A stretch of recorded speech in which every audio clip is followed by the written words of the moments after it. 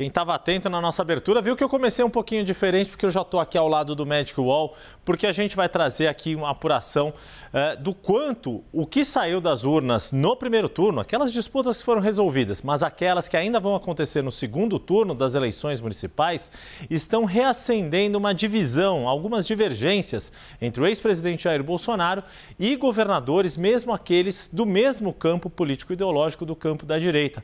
Conversei com alguns desses gestores estaduais que apontaram ali o que eles consideram divisões desnecessárias neste campo que faz oposição ao governo Lula, que isso aconteceu ao longo do primeiro turno e alguns desgastes que já estão contratados para a disputa até a votação final, que é dia 27 de outubro, em 15 capitais e outras 37 cidades, um total de 52 cidades, cujos eleitores vão ter que voltar às urnas daqui a pouco mais de 2 semanas. A gente já andou 5 dias desde o primeiro turno em 6 de outubro, no domingo passado.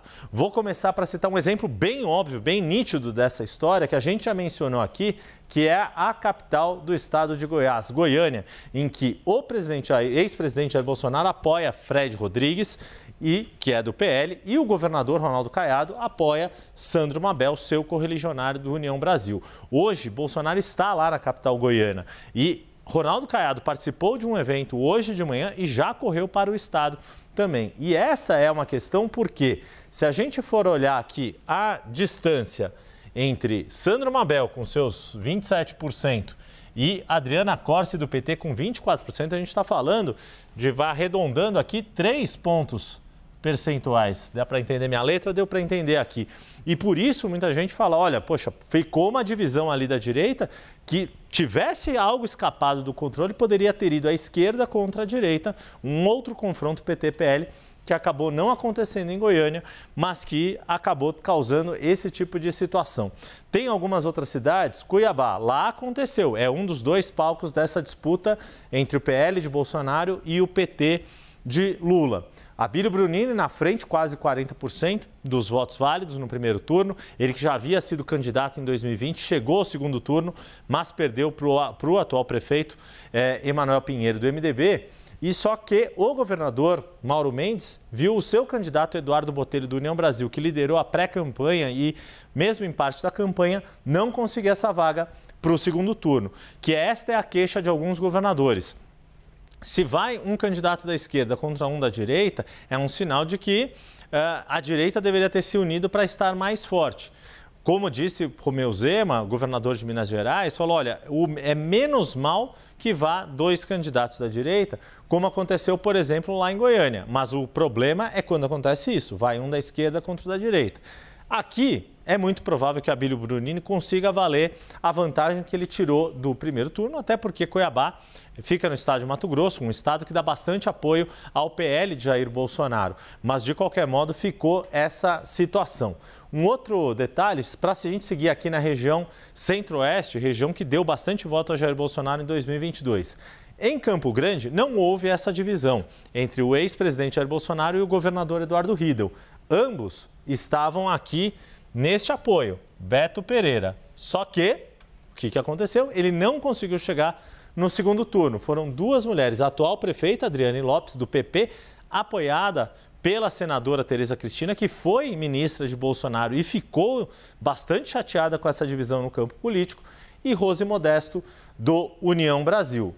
Agora, o governador Eduardo Riedl já deu apoio aqui, deve indicar apoio a Adriane Lopes, embora esteja dizendo ali que quem ganhar, o importante é que faça uma boa gestão da capital sul-mato-grossense. Saindo de lá, a gente vai para outra situação que dá esse conflito entre governador e o ex-presidente, embora o PL de Jair Bolsonaro, pegar a corzinha verde, o PL está aqui, o vice o do PL indicou o vice de Eduardo Pimentel do PSD, apoiado pelo governador Ratinho Júnior. Só que Jair Bolsonaro está gostando de Cristina Grêmio no segundo turno. Chegou a fazer algumas indicações para ela. Para a gente encerrar aqui, só fazer uma última passada aqui para o sul do país, mas não necessariamente falar de Porto Alegre.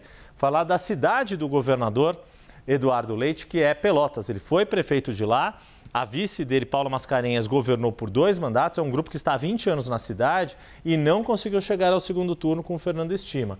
Acontece que foi um candidato do PT na frente, Marrone com quase 40% dos votos e Marciano Perondi do PL com pouco menos de 32%. O que vai acontecer com o PSDB?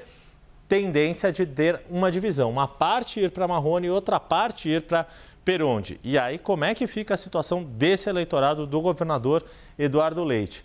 Outra situação que me foi citada, para a gente concluir, é em outra cidade importante do estado, que aí sim tem um enfrentamento direto do governador Eduardo Leite, que apoia o prefeito Odiló, contra esse cálculo do PL, mais um desgaste neste campo que faz oposição ao governo Lula. E aí a grande questão é se, a despeito da vantagem que os partidos de direita tiveram nesse primeiro turno e tendem a manter no segundo turno, a depender dessas divisões para 2026, como é que vai ser a organização desse campo de oposição a Lula? No fundo, o que a gente está vendo é Jair Bolsonaro é um cabo eleitoral muito forte, é detentor de muitos votos, tanto que os seus candidatos conseguiram avançar, mesmo sem máquina, mesmo sem terem apoio dos governadores locais, e os governadores tentam manter uma parte do seu poder, pelo menos nos seus quintais. Esta é a situação que acabou se vendo também nas entrelinhas deste bom resultado que os partidos de oposição ao presidente Lula colheram